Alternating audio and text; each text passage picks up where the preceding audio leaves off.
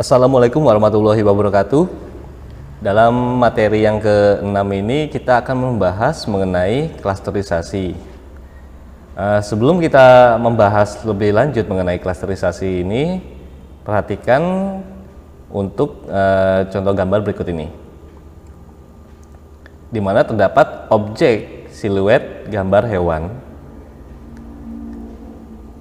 Menurut Anda, ada berapakah kelompok hewan dalam siluet tersebut? Artinya di sini berapa banyak kelompok hewan yang dapat dikelompokkan berdasarkan objek siluet gambar hewan-hewan tersebut. Apakah 2 atau 3 kelompok hewan? Kita coba kemungkinan yang pertama. Bisa saja kalian berpendapat terdapat 2 kelompok hewan, yaitu antara lain kelompok hewan berekor panjang dan berkaki 4, dan selanjutnya adalah kelompok hewan yang tidak berkaki 4.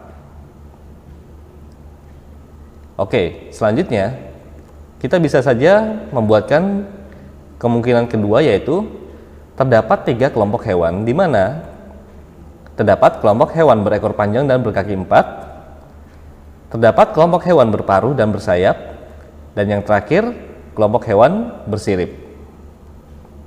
Jadi, berdasarkan hasil kesimpulan tersebut, maka tiap kelompok hewan tersebut dapat juga disebut sebagai klaster. Artinya di sini untuk klaster, pengelompokan dilakukan berdasarkan ciri-ciri dari hewan tersebut. Artinya di sini tidak melihat kategorinya, yaitu label, kelas, atau targetnya. Dan untuk klaster sendiri, jumlah kelompok atau klaster dapat ditentukan secara bebas. Pengelompokan data-data tersebut ini berarti tergantung kebutuhan dari kita sendiri. Ingin mengelompokkan entah itu 2, 3, 4, dan seterusnya. Kalau kita melihat pada klaster bunga iris ini, di sini terdapat data-datanya, yaitu ID-nya dari ID 1 sampai ID 11 masing-masing. Ini masing-masing ID memiliki atribut atau feature, di mana terdapat A1, A2, A3, dan A4. Akan tetapi di sini tidak memiliki labelnya. Artinya di sini kita akan mengelompokkan berdasarkan nilai-nilai dari atribut atau feature tersebut, sehingga dapat nanti kita tentukan bahwa ID 1 ini termasuk iris jenis apa, ID 2 termasuk bunga iris jenis apa, dan seterusnya.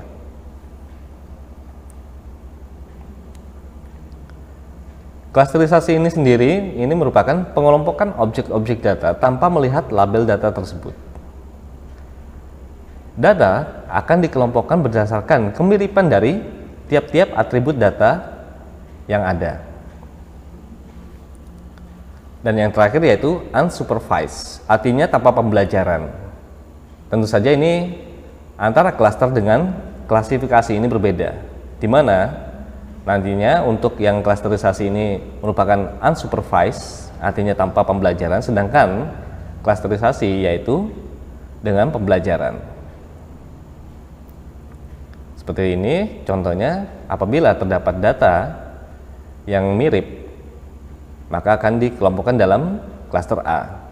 Begitu pula dengan data yang mirip selanjutnya akan dikelompokkan dalam klaster B. Ini yang akan saya jelaskan nantinya, apakah perbedaan dasar antara klasifikasi dengan klasterisasi. Klasifikasi artinya di sini menggunakan label, di mana seperti contohnya seperti tadi, untuk data iris, untuk klasifikasi dia terdapat labelnya, yaitu jenis bunga iris X, jenis bunga iris Y, atau jenis bunga iris Z.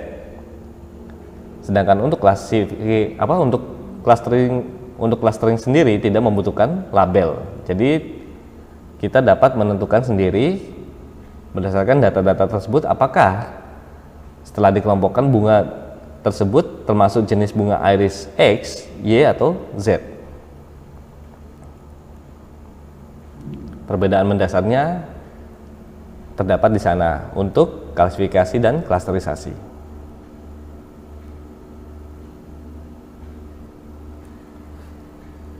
Dan untuk metode klasterisasi ini sendiri terbagi menjadi beberapa kelompok, yaitu partisi, di mana di dalamnya terdapat algoritma K-means, K-mods, K-medoids, dan fuzzy K-means.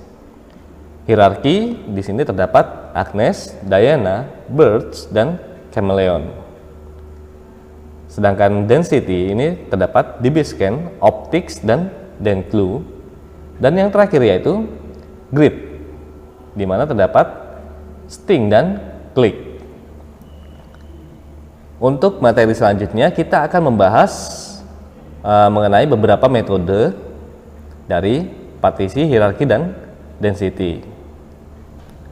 Baik, untuk pembukaan atau awal pengenalan dari klasterisasi ini sudah selesai, maka kita akan masuk ke dalam tahap penjelasan dari tiap-tiap algoritmanya. Terima kasih. Assalamualaikum warahmatullahi wabarakatuh.